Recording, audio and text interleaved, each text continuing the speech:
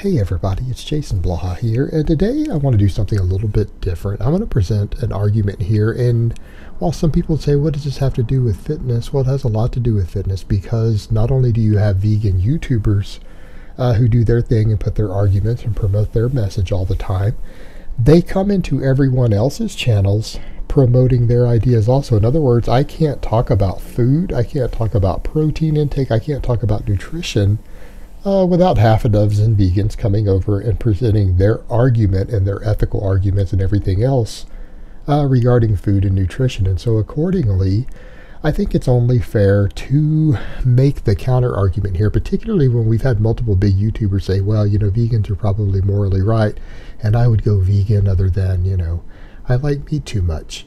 And they do that sort of cop-out. And actually, I want to make a rational counter argument that veganism doesn't actually fully do what it intends to do. Now, when I do this, this is only me presenting my stance, presenting a stance for why I don't believe in the concept. And this is someone who has gone vegan. I did go vegan for 6 months at one point in my life. I tried it, realized it wasn't for me, and the rational arguments behind it break down. And yet I've listened to the rational arguments. I've listened to all the major vegan speakers. And I think what vegans need to understand is that not everyone is going to buy into your logic, and it doesn't mean they aren't intelligent. It doesn't mean they're not empathetic towards animals. It's that the logic isn't always sound. And you know what? If after you hear this, you choose to remain vegan, that's okay. If being vegan makes you feel better and it makes you feel like a good person and it helps give your life meaning and helps you sleep at night, by all means, then do so. It's not my job to tell you how to live your life or pick your personal morality for you. That is what each of us has to do as an individual. We have to figure out what we think is reasonable, what we think is rational, what we think is logical, or what feels good to us in the way that we choose to live our life. It's a very personal choice, and you have a right to that choice. And if that's the choice you want to make, then by all means do so.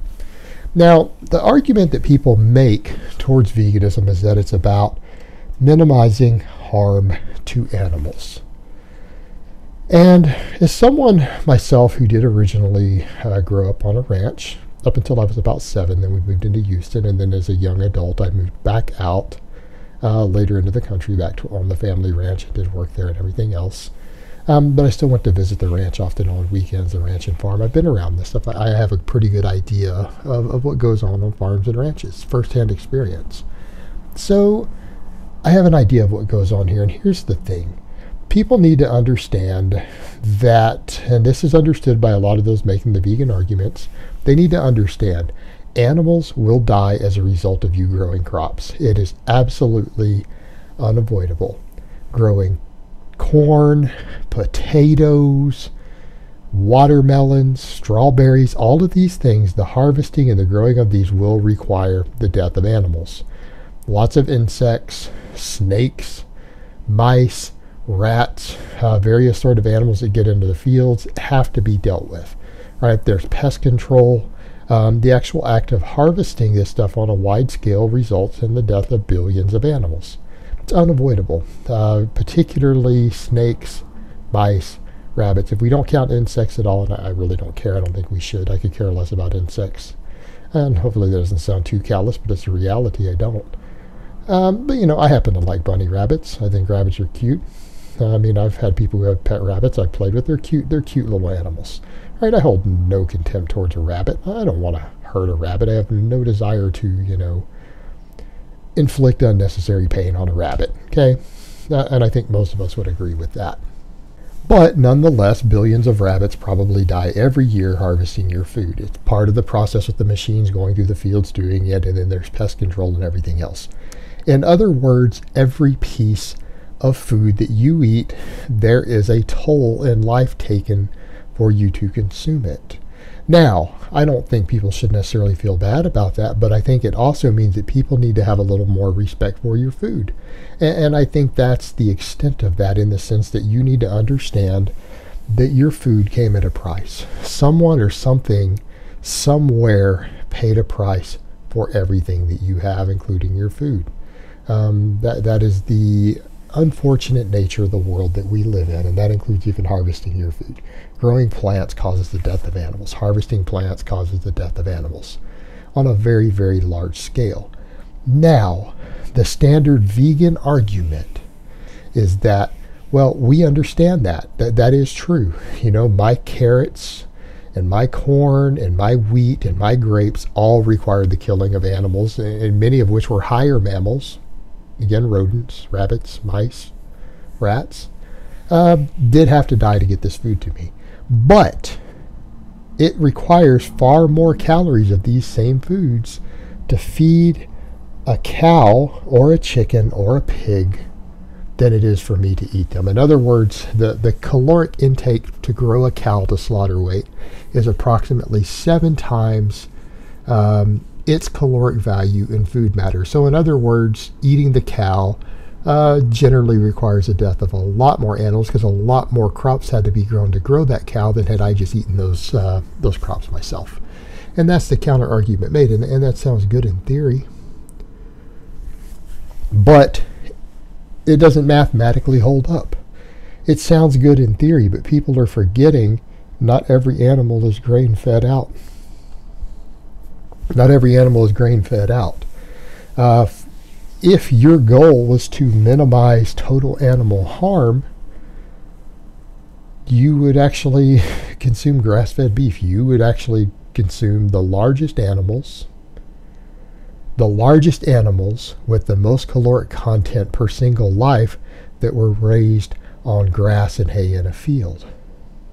Because that animal required, as long as it wasn't grain fed out, so therefore mice and rabbits and snakes and everything else didn't have to be chopped up to harvest the grains that that cow ate, you would be contributing to considerably less total animal death by consuming that one large animal, as long as it wasn't grain fed out for 7 times its caloric value in grains, than you would consuming those same number of grains and vegetables and plants. Because that cow has something in the way of, 50,000 calories on it. Death of one animal to get 50,000 calories. Well, 50,000 calories of plants and vegetables and grains usually require the death of thousands of animals. The net total sum, maybe not thousands, but at least hundreds versus one.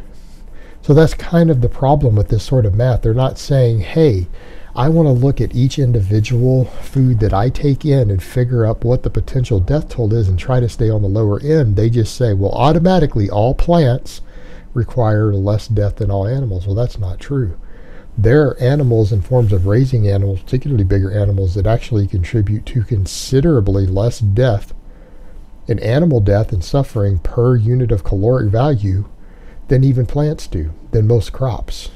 Furthermore, this isn't equal. If a person really was serious about this, and you don't see any of them do this, if they were actually serious about this mathematical formula of I want to minimize my personal suffering, they wouldn't be so lazy about it. They would step back and say, well, I don't know. What causes less death per unit of food volume, carrots or oats? Grapes or corn? In other words, if certain plants cause 5 times the animal death that other plants do, they would lean in the direction of consuming the plants that require fewer animals to die to give them that plant matter. And they would rank this stuff accordingly. It would be an animal suffering chart per unit of caloric value. You don't see any vegans doing this. None of them try to do this. And it's because the problem is that at the end of the day, I don't think they really care about this. It's a lazy approach to saying, this is my morality. I want to live my lifestyle and put a label on it. I want to put a label on a lifestyle to where I can pretend to be morally superior to make myself feel better while being as lazy as possible about it, without actually really making the effort, other than me doing it as a purely emotional-based argument with no mathematics to base it, without actually looking into which plants cause the lowest animal suffering, and are there animal products that cause less total animal suffering and death for the same amount of food versus these plants over here. And they'll eat the plants that have a high animal slaughter rate, but then they won't eat the grass-fed beef, even though if they ate the grass-fed beef or the grass-fed goat or the grass-fed whatever, or the venison, the wild game, that would actually have a tremendously lower amount of animal death and suffering involved for the same amount of food than a lot of harvested crops do. But they don't ever bother with that formula because it's not about rational logic. It's about feeling good and feeling morally superior. It's not about minimizing animal suffering. If it was about minimizing animal suffering, they would all be hunters. And they would go out and find an animal and humanely kill it themselves to ensure by their own skill in their own hand that that animal suffered the least, because they made sure of it. They took personal responsibility for it. That didn't require hundreds of animals to die in the harvesting process to feed it out, because they just foraged on what was out there in the woods. I mean, that would be a lot more humane and have a lot less animal suffering than the traditional vegan diet. But they never think about that because it's not part of their emotional argument, because it's not an argument based upon ration or logic. It's an appeal to emotion. Alright guys, but that's really all I have to say on that today. I hope it's been informative, and I will talk to you guys next time.